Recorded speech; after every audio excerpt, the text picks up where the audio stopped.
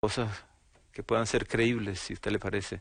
A ver. Si le digo que en Venezuela se está utilizando, o se ha llegado a utilizar medicamentos de animales veterinarios para tratar personas, por ejemplo, eso es difícil de que alguien lo crea. Si yo le digo que en Venezuela el sueldo mínimo no alcanza ni para comprar 1 kilo de carne, por ejemplo. Si yo le digo que ahorita mismo, la semana pasada, el señor que tenemos ejerciendo la presidencia le acaba de quitar 5 ceros a la moneda. Sí, sí. O sea, de economía yo no sé mucho, pero usted me dirá, un país donde a la moneda local le quitan 5 ceros, porque el señor iluminado aquel se le ocurrió 5 porque, bueno, no sé, a lo mejor no había más para quitarle. Entonces, son cosas realmente increíbles. Es un drama humanitario el que vive Venezuela. No por casualidad, las cifras que usted mencionaba al principio, ni siquiera nos atrevemos a afirmar cuál es el número real de venezolanos. Ya se dice que son más de 4 millones los venezolanos que hemos salido. En Venezuela, Sí, la población, según los últimos censos, el último censo es de 30 millones de habitantes, es decir, que ya ha salido más del 10% de la población. Más del 10% de la población ha salido. Y en su caso, Wilmer, usted me decía que tiene además hermanos que también han debido emigrar. Sí, casi todos. Los que se han quedado por razones familiares de tener que cuidar a mis padres, que están bastante mayores y por eso no han salido, pero todos están regados por América. Colombia, le decía, varias ciudades de Colombia, en Perú, en Chile, en Ecuador. Así estamos. Y uno más bien se alegra de que la familia haya podido salir de Venezuela. Hay otros que han tenido que quedarse. Hay otros que han tenido que quedarse padeciendo enfermedades, comiendo mal. En Venezuela cifras como que el 80% de la población perdió más del 20% de su peso corporal para el año 2016 que yo salí de Venezuela. Esa cifra debe haberse quedado corta ahora. De Venezuela han salido de enero para acá más de 1.600.000 personas. Eso es más que lo que ha emigrado en cualquier época de guerra reciente en cualquier parte del mundo.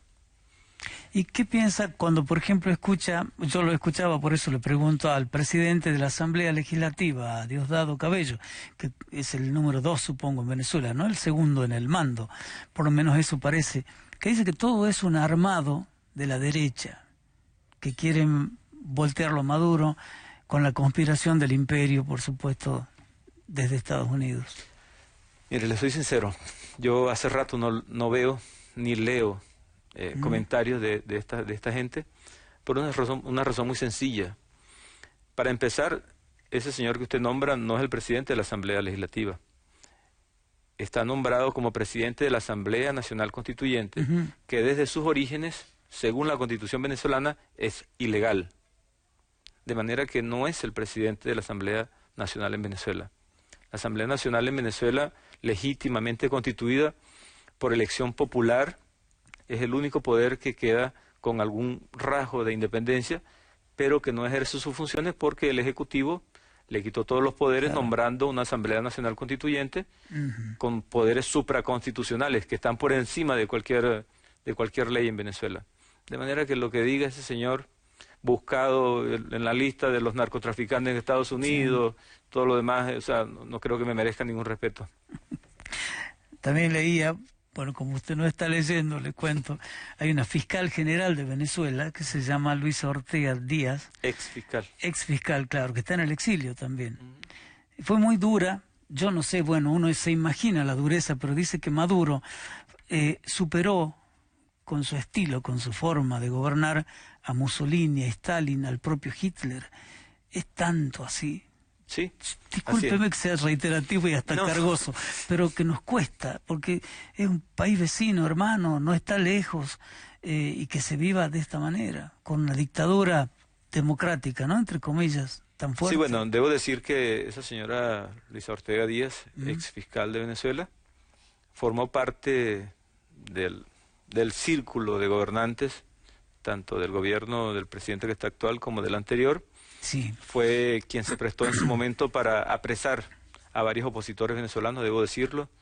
Es la persona que mandó a poner preso a Leopoldo López entre Claro. otros, se le acusa de muchas cosas, solo que después de un tiempo, entre ellos, los mafiosos se pelearon y esta señora es una de las que salió huyendo de Venezuela, porque los venezolanos profesionales, con dignidad, los que salimos a trabajar fuera de nuestro país, lo hacemos con dignidad, con orgullo y con la moral muy alta, no salimos huyendo.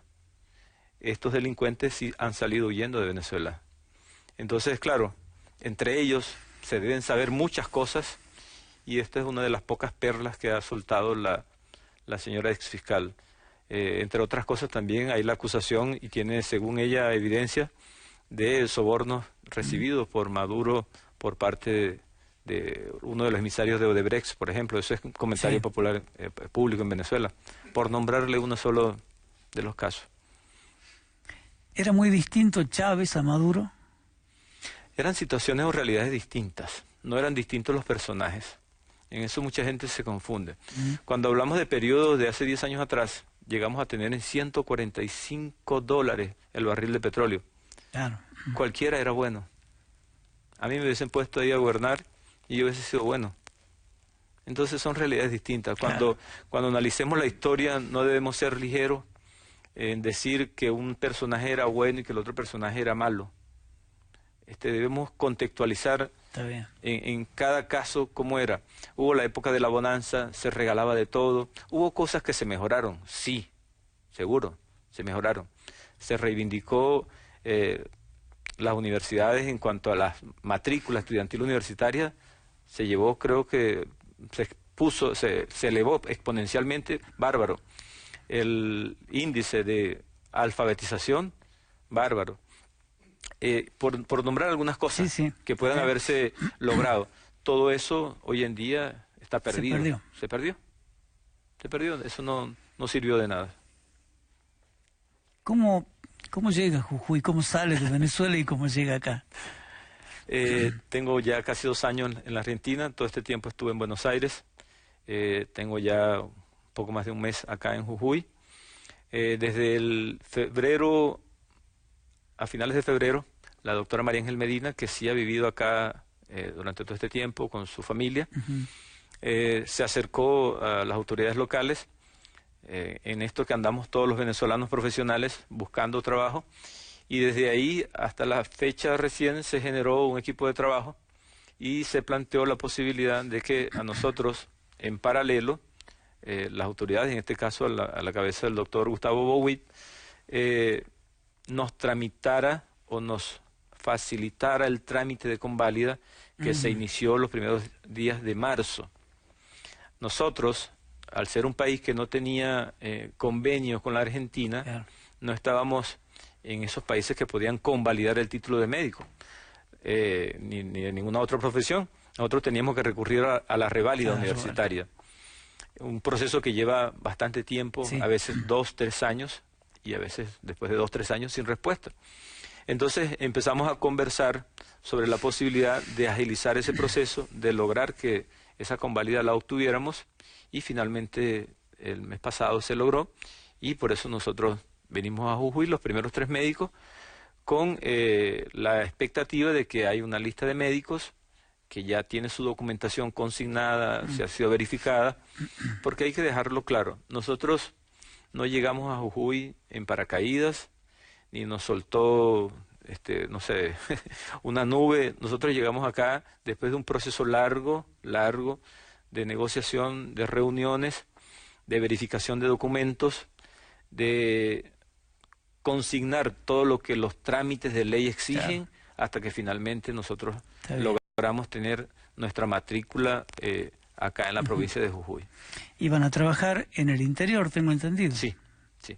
En principio vamos a incorporarnos al Plan Integral de Salud, que de atención de primaria de salud que ellos vienen desarrollando, y tenemos la disposición de hacerlo en las áreas periféricas de la ciudad. Claro. En un futuro hemos pensado o hemos hablado de la posibilidad de que, de acuerdo a las especializaciones médicas que se vayan incorporando y de acuerdo a los resultados que se vayan viendo, podremos incorporarnos al área hospitalaria en algún momento, si eso es lo que hace falta. Mientras tanto, que tengamos que estar en las áreas periféricas, ahí vamos a estar. es la pregunta más recurrente que a nosotros nos hacen. ¿Cómo es que tú, siendo especialista en 1, 2, 3, 4 cosas, y cómo es que teniendo tantos años de graduado, vienes a Jujuy a trabajar en el medio rural, a La Quiaca, el CAR? Bueno, o sea, en Buenos Aires usted ve en los restaurantes cualquier cantidad de profesionales médicos, ingenieros, licenciados, y lo que más desea un médico, porque yo lo debo decir con orgullo, no con vergüenza, de que el médico generalmente no sabe hacer otra cosa. Claro, se ha preparado para esto. Para eso.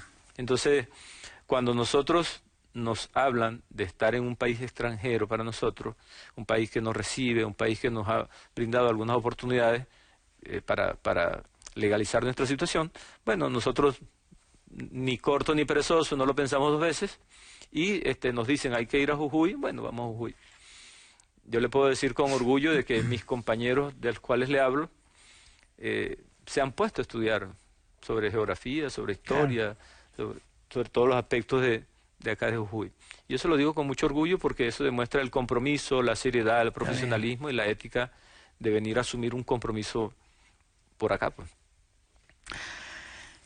Supongo que el sueño de volver a Venezuela sigue intacto, firme, y los afectos esperan ya. Mire, si esta entrevista la van a ver en Venezuela y la va a ver mi familia, posiblemente se van a sorprender, pero anoche le decía yo a alguien, en la medida que pasa el tiempo, eso como que se empieza a diluir un poco. Sí. Claro, empiezas a crear arraigo donde estás, empiezas a concientizar que aquello de repente no se va a resolver y que aún resolviéndose, después que ya estás trabajando, después que asumes compromiso, después que te empiezas a encumbrar en una nueva vida, por muy lejano que sea, tú dices, ya como que no estoy tan seguro de que me voy a ir. Sobre todo cuando uno llega a pueblos o a provincias como esta, que son más pequeñas, que interactúa, que te identificas más con la gente, eso te da un arraigo donde estás y empiezas a pensar en la segunda patria. Es muy bueno, muy lindo eso, y no deja de ser doloroso también, Claro. ¿no? Es un poco contradictorio, pero es así. Es así. Gracias por estos minutos, No, Wilmer. Ha sido muy ilustrativo para quienes miramos por televisión lo que pasa. Otra cosa es relatado en primera persona, con un protagonismo. Y bueno, me queda desearle éxito en Jujuy, suerte. Muchas gracias. Y bueno, ojalá que un día pueda volver, aunque sea paseando, a una Venezuela diferente, a la que alguna vez conocimos y admiramos, ¿no? Sí, yo solamente quiero robarle 10 segundos para por favor. darle las gracias a usted, a los medios de comunicación, quienes nos han recibido, a las autoridades, insisto, al doctor Gustavo Huida, al licenciado Guastela, a los colegas médicos argentinos, jujeños, en los distintos sitios donde hemos estado conociendo, de verdad muy agradecido. Y les reitero nuestro compromiso y nuestra disposición para trabajar acá en Jujuy. No los vamos a defraudar. Estamos seguros. Les regalamos chocolatitos de las cuevas. Muchas Son gracias. unos amigos del programa que siempre nos traen algo dulce para gracias. convidar. Y ya nos encontraremos seguramente. Muchas gracias.